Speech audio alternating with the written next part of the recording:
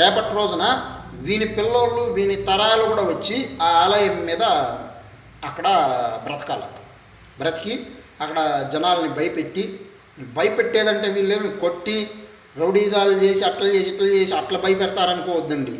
పనికి మాలిన మాటలు చెప్పి భయపెట్టేది కూడా ఒక విధానమే. భయంకరమైన విధానం ఇది, అన్నిటికన్నా భయంకరమైంది ఇది.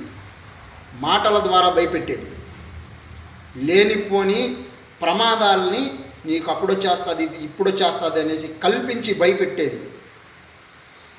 ఇది సమాజాన్నే మార్చేస్తుంది, అజ్ఞానంలోకి నెట్టేస్తుంది, అయోమయంలోకి నెట్టేస్తుంది ఈ మూఢాచారం అనేది. శాస్త్రం అనేది ఎంత గొప్పదంటే ఏదైనా ఆ శాస్త్రంలో ఒక చిన్న మార్పు అనేది కానీ వచ్చిందంటే చేసినారంటే కొన్ని వందల జనరేషన్స్ దెబ్బతింటాయి.